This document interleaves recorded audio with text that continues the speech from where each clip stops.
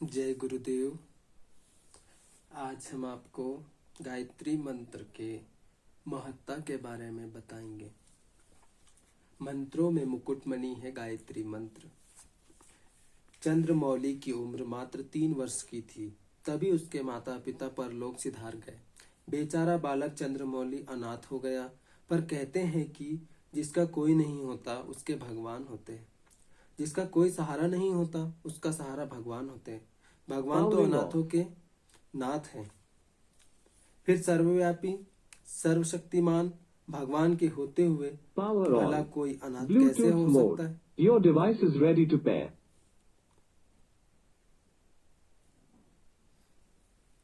शरीर को जन्म देने वाले माता पिता नहीं रहे तो क्या हुआ?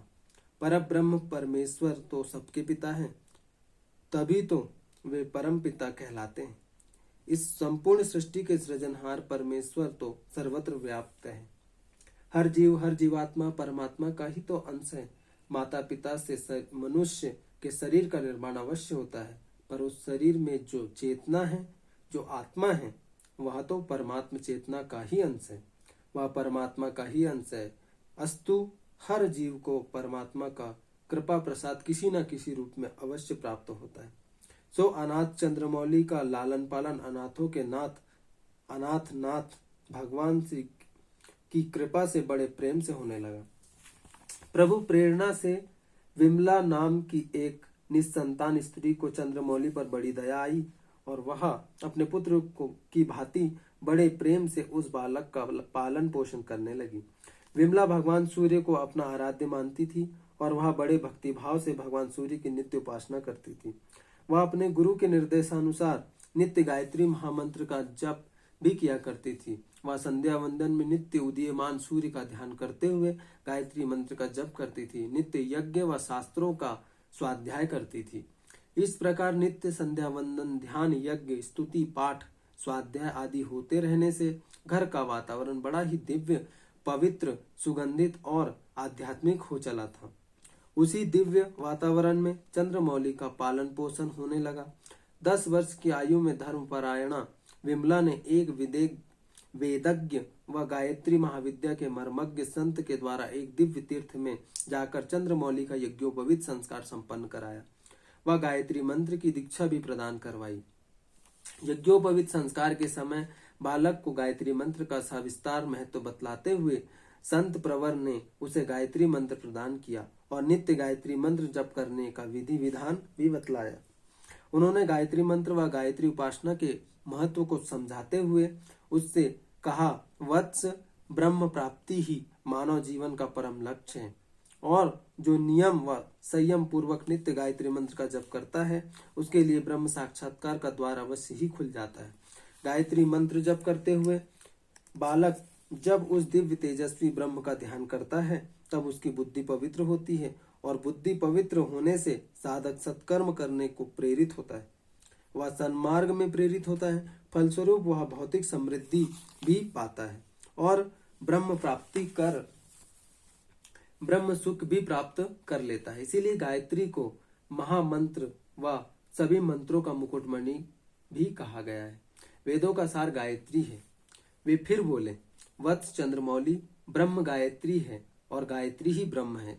इसीलिए जो गायत्री की उपासना करता है वह ब्रह्म की ही उपासना करता है।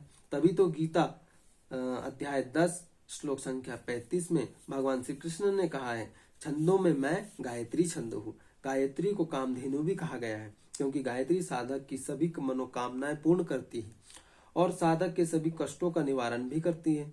उन्होंने आगे कहा, यदि कोई साधक उपासक सच्चित आनंद स्वरूप व प्रकाश स्वरूप ब्रह्म को हृदय में और सूर्य मंडल में ध्यान करता हुआ कामना रहित हो गायत्री मंत्र को जपे तो वह अविलंब संसार के आवागमन से छूट जाता है।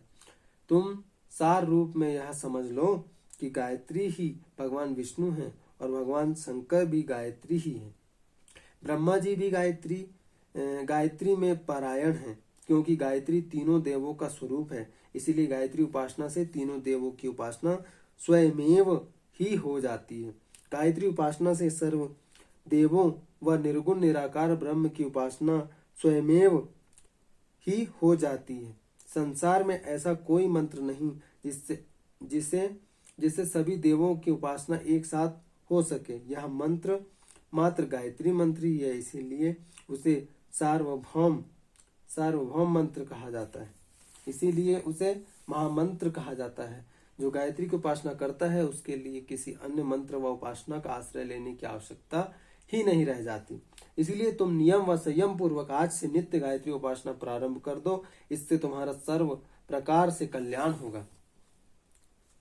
इस प्रकार गायत्री मंत्र में दीक्षित होकर चंद्रमौली अपनी मां के साथ घर लौटा और अपने गुरु के निर्देशानुसार गायत्री उपासना में अनन्य श्रद्धा, भक्ति व परायण प्राणपन से जुट गया।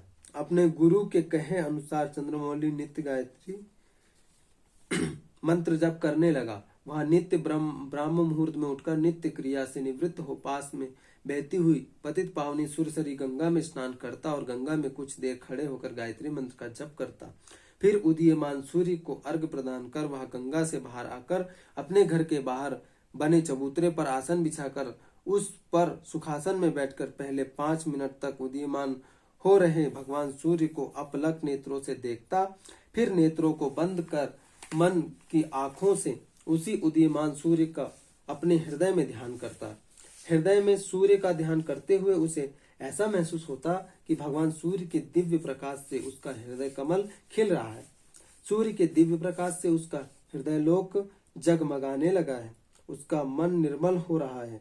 गायत्री रूपी ब्रह्म गंगा में नहाकर धुलकर उसकी आत्मा पवित्र हो रही है। उदीयमान सूर्य की स्वर्णिम रश्मियों की बारिश में वह स्नान कर रहा है, जिससे उसका मन धुल रहा है, चित्त धुल रहा है, मन पवित्र हो रहा है। उसके हृदय में करुणा, प्रेम, संवेदना जैसे दिव्य भाव उमड़ रहे हैं। उसके अंतःकरण में आनंद, उमंग, उत्साह और तरंगे उठ रही है, जो उसे आह्लादित और आनंदित कर रही है। ध्यान के पश्चात वह अपनी माता विमला के साथ बैठकर यज्ञ करता, स्वाध्याय करता और तत्पश्चात वह गौदुग्ध, हरी ताजी साग सब्जियां, फल आदि के रूप में सात्विक आहार लेता। तो इस प्रकार गायत्री मंत्र कैसे मुकुटमणि है ये हमने जाना। धन्यवाद।